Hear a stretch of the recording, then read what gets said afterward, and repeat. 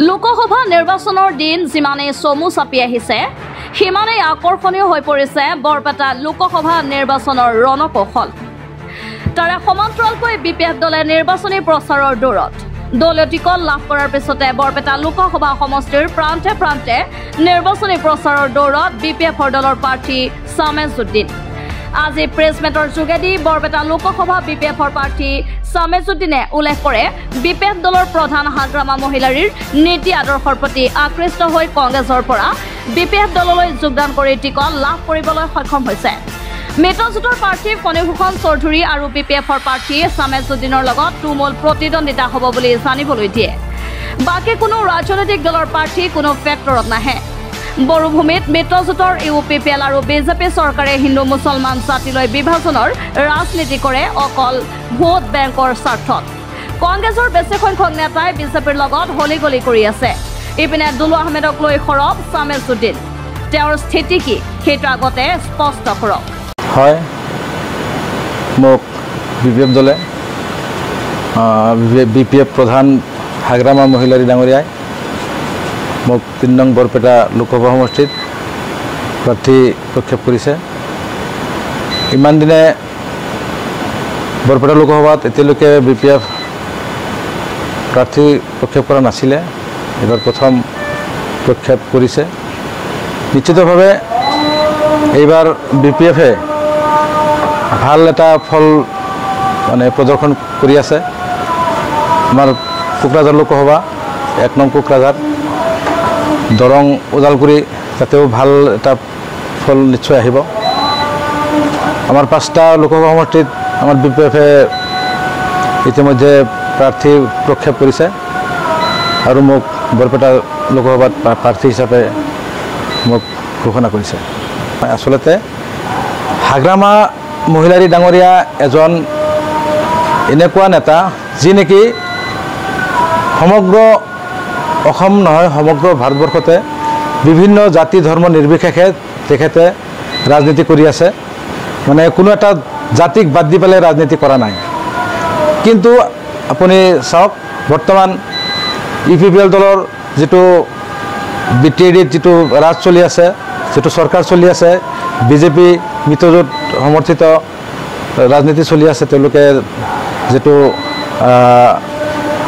তেওঁলোকৰ দল, তেওঁলোকে মাত্ৰ হিন্দুৰ ওপৰত ধৰ্ম বিভাজন কৰি জাতি ধৰ্ম বিচ্ছেদ কৰি পেলাই বিভাজন কৰি পেলাই তেওঁলোকে কি কৰি আছে, ৰাজনীতি কৰি আছে।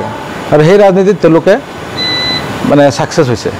প্ৰথম কাম হৈছে যে আমাৰ নামনি অসমৰ বৰপেটা সমষ্টিটো খুবেই পিছপৰা, যাতায়াতৰ পৰা আৰম্ভ কৰি দুখীয়া মানুহ বহুত আছে। গৰীব দুখীয়াৰ কাৰণে যিবিলাক আঁচনি ঢুকি পাব, সেই আঁচনিবিলাকৰ কাৰণে মই নিশ্চয় সংসদত মই কথা ক'ম। দ্বিতীয়তে আমাৰ যিটো চলাচলৰ ব্যৱস্থা, আমাৰ বৰপেটা সমষ্টিত বৰপেটা লোকসভা সমষ্টিত বেছি চৰ চাপৰি বেছি আছে, নদী খাল বেছি আছে। এইবিলাক ৰাস্তা ঘাট কৰাৰ কাৰণে মই নিশ্চয় চেষ্টা কৰিম। মনোনয়ন পত্ৰটো মই এতিয়াও থিৰাং কৰা নাই। 12 তাৰিখৰ পৰা এটা চৰ্চা চলি আছে, কিন্তু 12 তাৰিখ আমাৰ কাৰণে অলপ অসুবিধা। মাইনৰিটি মানুহ যিহেতু, ঈদ আছে 11 তাৰিখে। 12 তাৰিখে তৎক্ষণাত মানুহবিলাক বহুত মানুহে কৈ আছে যে মনোনয়ন পত্ৰ যিদিনাখন দাখিল কৰিম তেতিয়া 4-5 হাজাৰ মানুহ তেওঁলোকে নিজে নিজে কৈ আছে যে তেওঁলোকে মোৰ লগত গৈ পেলাই মনোনয়ন পত্ৰ দাখিল কৰিব। কিন্তু কি দেখা গৈছে যে পিছদিনাখন, এই ঈদৰ পিছদিনাখন বহুত মানুহ আলহী খাবলৈ গুচি যাব, অলপ প্ৰব্লেম হ'ব। সেইকাৰণে ভাবিছিলোঁ যে 13 তাৰিখটো আনলাকি নাম্বাৰ, 14 তাৰিখে ৰবিবাৰ আছে, 15 তাৰিখে বিহু আছে। যদি 16 তাৰিখলৈকে যদি মনোনয়ন পত্ৰ দাখিল কৰিব পৰা যায়, 16 তাৰিখে নিশ্চয় হয়। নিশ্চিতভাৱে বৰপেটা সমষ্টিত বিপিএফৰ ভেটি দুৰ্বল। তাৰমানে বড়ো কমিউনিটিৰ মানুহ নাই, বহুত দুৰ্বল।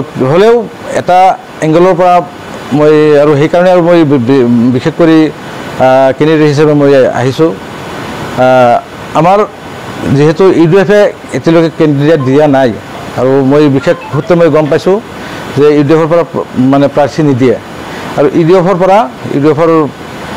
মুৰব্বীসকলৰ লগত অলপ কথা আলোচনা বিলোচনা কৰি এটা কথা হৈছে যে ইউডিএফে আমাক আমাক সমৰ্থন কৰিব তেওঁলোকে প্ৰাৰ্থী নিদিয়ে আমাৰ BPF-ক তেওঁলোকে সমৰ্থন কৰিব যুঁজটো মোৰ একচুৱেলি যিটো মিত্ৰ দল যিটো আমাৰ ফণীভূষণ চৌধুৰী ডাঙৰীয়া তেখেতৰ লগতে মূল যুঁজখন হ'ব চাওক এতিয়া মনোৰঞ্জন তালুকদাৰ তেখেত হয় তেখেত এটা নামনি অসমৰ এটা উদ্যমী কণ্ঠ তেখেতক মই শ্ৰদ্ধা জনাওঁ তেখেতে চাওক এতিয়া আজি যদি আমাৰ মনোৰঞ্জন তালুকদাৰ ডাঙৰীয়াই সাংসদ হৈ আহে তেখেতে কাক ভোট দিব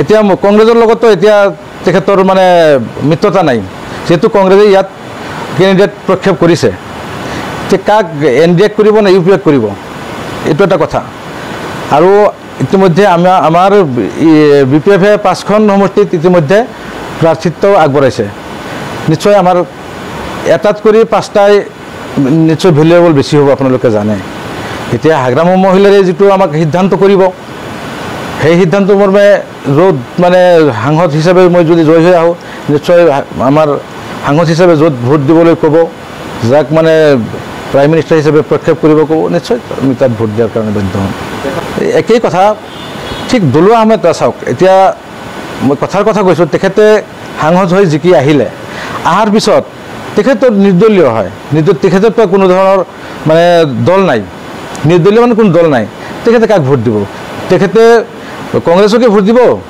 UPA-ক দিব না NDA-ক দিব এই কথাটো স্পষ্ট কৰিব লাগে যেহেতু মানে তেখেতে নিৰ্বাচন খেলাৰ কাৰণে ফিল্ডত নামি গৈছে অলপ চৰ্চা ইফাল সিফাল অলপ শুনি আছোঁ তেখেতে মানে ইফাল সিফাল বিশেষকৈ মাইনৰিটি এৰিয়াত বেছিকৈ ঘূৰি আছে মোক ঘূৰি থকা মই দেখি আছোঁ মানে ফেচবুকতো পাই আছোঁ কিন্তু তেখেতে যিটো মানে স্পষ্ট আমাক এটাই স্পষ্ট কৰিব লাগে তেখেতে BJP-ক সমৰ্থন কৰিব নে কংগ্ৰেছক সমৰ্থন কৰিব এইটোৱে মোৰ মানে সৰভোগৰ পৰা ৰমেশ তালুকদাৰৰ ৰিপৰ্ট এনি লাইভ